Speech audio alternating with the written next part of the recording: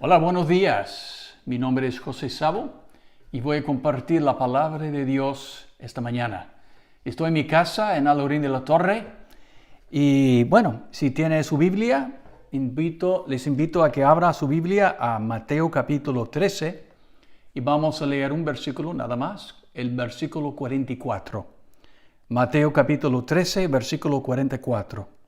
Dice así, Jesús: además, el reino de los cielos es semejante a un tesoro escondido en un campo, el cual un hombre halla y lo esconde de nuevo, y gozoso por ello va y vende todo lo que tiene y compra aquel campo.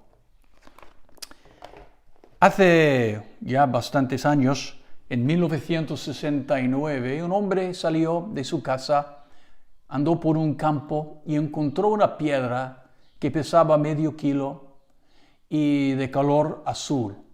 Bueno, realmente no sabía lo que tenía, pero volvió a su casa y guardó esta piedra o debajo de su cama o en su armario. Y un día, después de casi 20 años de guardar la piedra, le enseñó a un hombre y el hombre le dice: pero amigo, tú sabes lo que tú tienes.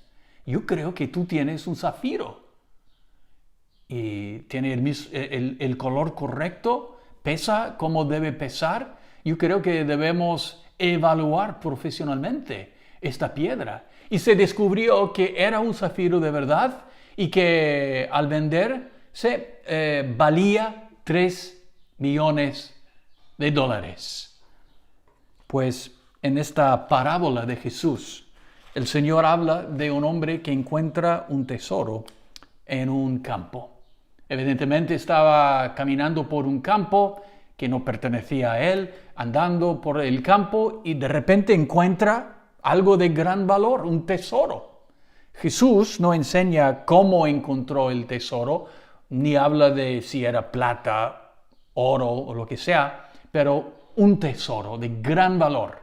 Y el hombre que encontró el tesoro se dijo a sí mismo: mira, si compro el campo, entonces todo lo que hay en el campo es mío, incluyendo el tesoro.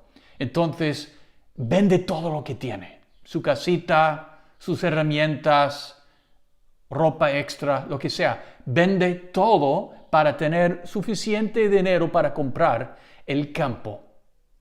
Entonces, de repente, al comprar el campo, se convierte en un hombre rico porque encontró un tesoro. Y en esta parábola, Jesús está enseñando sobre el reino de Dios, y Cristo compara el reino de Dios a un tesoro muy valioso.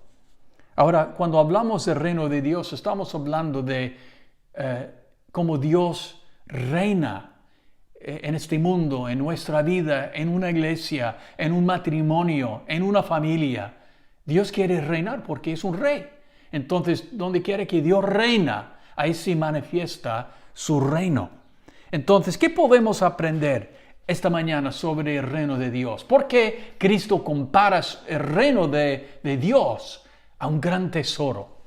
Bueno, yo puedo pensar en 3 razones, hay más, pero voy a compartir 2 o 3 dependiendo del tiempo. En primer lugar, yo creo que podemos comparar el reino de Dios a un gran tesoro porque en el reino de Dios hay misericordia y perdón en abundancia. Todos sabemos que en el mundo no siempre se encuentra mucha misericordia. A veces no se encuentra mucha perdón. Vemos muchos ejemplos de desacuerdo, de enojo, de pelea. A veces los amigos tienen una pelea. Uno dice algo bastante cruel al otro, uno hace algo inesperado, injusto, terrible, y como consecuencia ya no se hablan, no salen juntos, dejan de ayudarse, dejan de ser amigos, se convierten en enemigos. Muy triste. Y podemos ver algo parecido entre algunos casados. Hay mucho divorcio hoy en día debido a la falta de perdón, misericordia, un deseo de reconciliarse. Hay padres e hijos que no se hablan, que no se llevan bien. Hay vecinos que se pelean. Hay guerras entre naciones debido a la falta de perdón y misericordia. Ahora, imagínate, ¿cómo sería si Dios tomara la decisión de no perdonar a los seres humanos? No habría la posibilidad de gozarnos de la vida eterna y se nos prohibiría entrar en los cielos. Yo creo que la mayoría de nosotros diríamos que experimentar la misericordia de Dios, el perdón de Dios, es la bendición más grande que recibimos al conocer a Cristo, al entrar en el reino de Dios. Yo creo que el apóstol Pablo tendría que ponerse de acuerdo. Antes de su conversión, antes de conocer a Cristo, era blasfemo. Era un hombre violento, un perseguidor de la iglesia. Y luego un día encontró a Cristo en el camino a Damasco. Y después de conocer al Señor, él escribe, 1 de Timoteo, dice así: palabra fiel y digna de ser recibida por todos, que Cristo Jesús vino al mundo para salvar a los pecadores, de los cuales yo soy el primero. Pero por esto fui recibido a misericordia, para que Jesucristo mostrase en mí primero toda su clemencia, para ejemplo de los que habrían de creer en Él para vida eterna. Un cristiano verdadero no es un ser humano perfecto, sino un ser humano perdonado. Un ser humano que Dios está cambiando y transformando por el poder del Espíritu Santo. Sabemos que nuestra vida antes de conocer a Cristo era un desastre. Podemos recordar momentos cuando sentíamos vergüenza, culpabilidad y temor. Recordamos cómo era no tener fuerzas para resistir la tentación. Pero hoy en día, gracias a Dios, estamos en otro camino y hemos recibido perdón porque hemos entrado en el reino de Dios.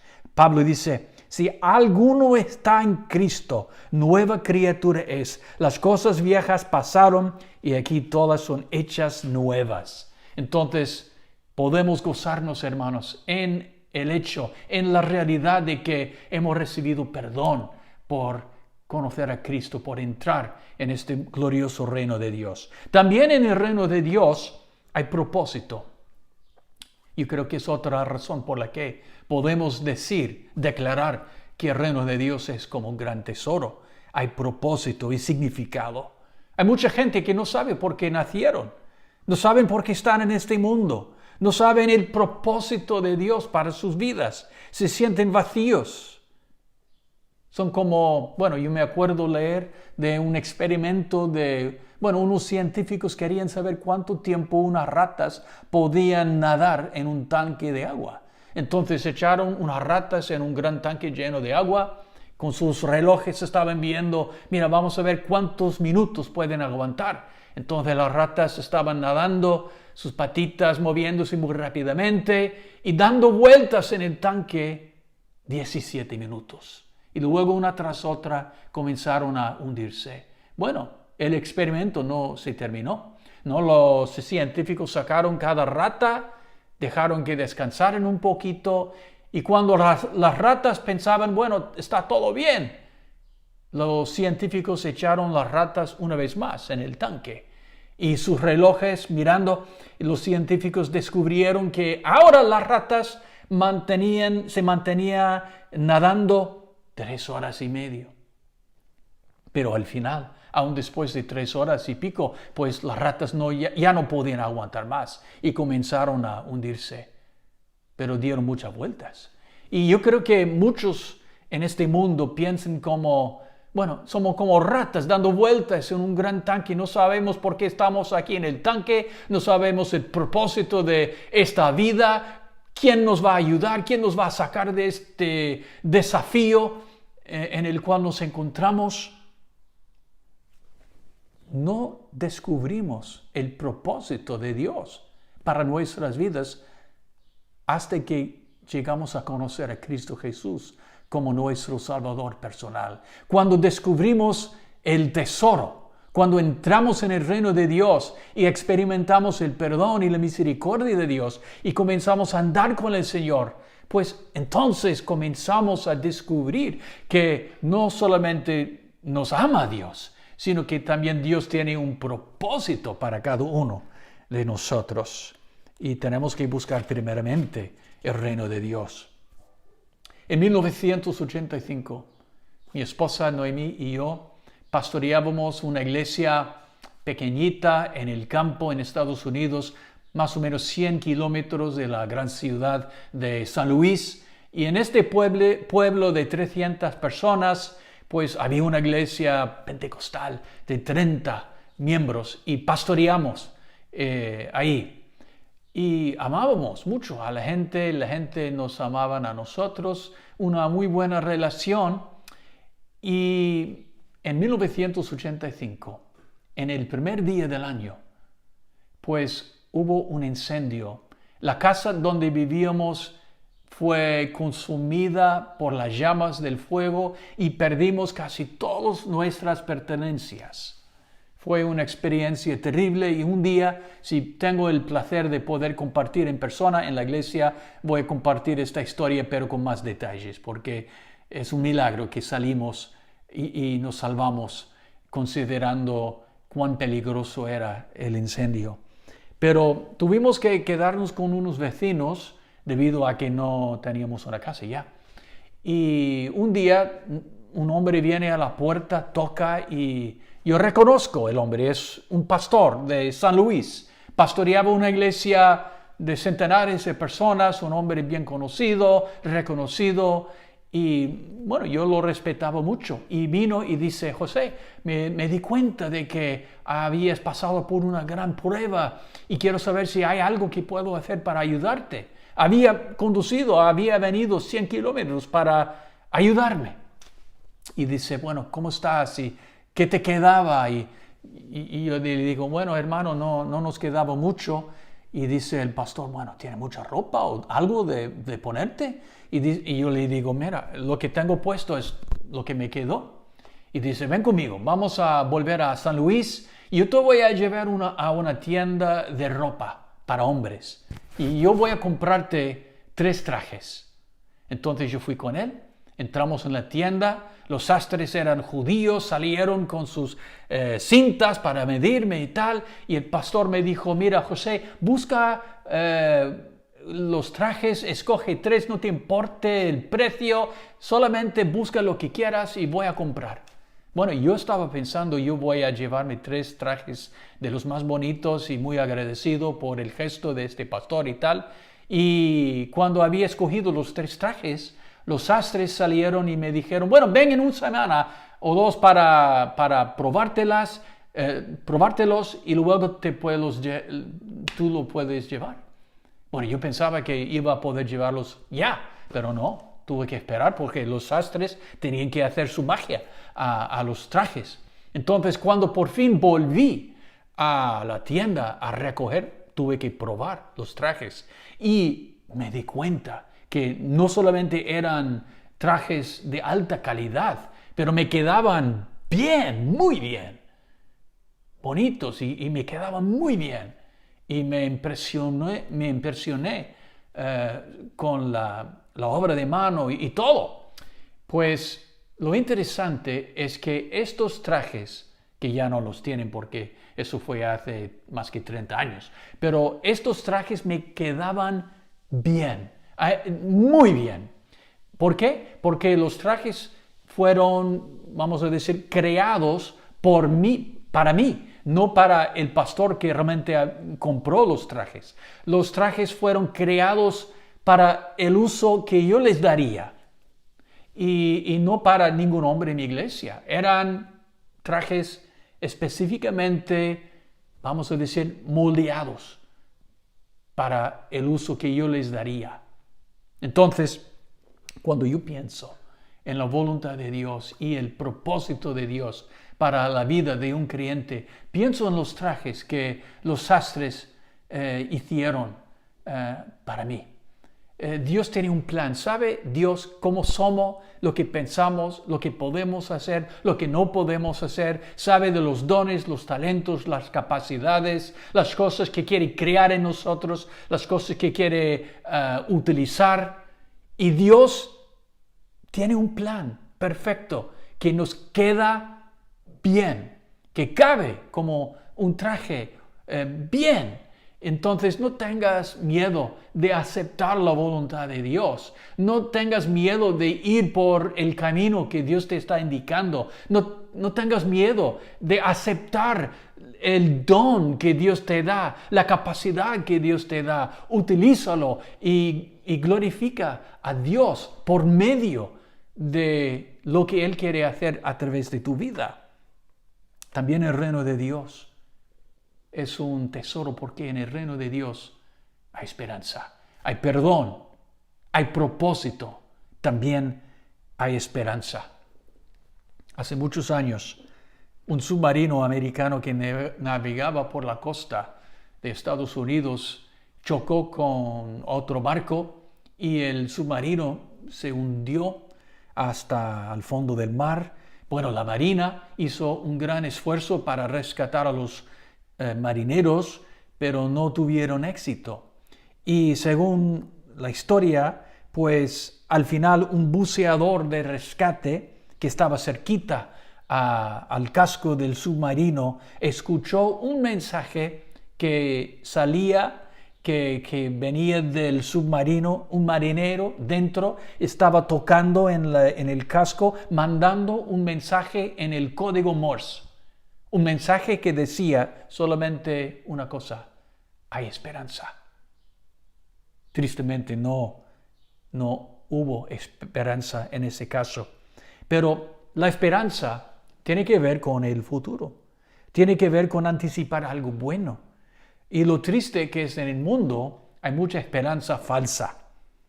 Los marineros en el submarino no se rescataron. Hay mucha gente que espera un buen trabajo o la suerte de poder estar en algún sitio o de comprar un coche nuevo y lo que sea. Pero no me refiero a este tipo de cosa cuando me refiero a la esperanza que Dios nos da.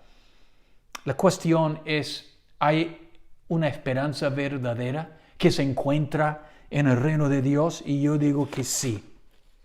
La Biblia dice en Romanos 15, versículo 13, el Dios de esperanza os llene de todo gozo y paz en el creer, para que abundéis en esperanza por el poder del Espíritu Santo.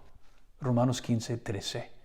La Biblia habla de una esperanza verdadera y dice que debe ser una característica importante en nuestra vida, de la misma manera que debe haber amor en nuestra vida, de la misma manera que debe haber fe en nuestra vida, también debe haber esperanza. Y la esperanza que encontramos en el reino de Dios, que viene de lo alto, que viene de Dios, no depende de las circunstancias, no depende de cuánto dinero tienes en el banco, no depende de descubrir una vacuna para la coronavirus. La esperanza que Dios nos da no tiene que ver con la suerte. En el Nuevo Testamento, el término traducido esperanza quiere decir anticipar algo con gozo o placer. Y por eso Pablo dice que seamos gozosos en la esperanza.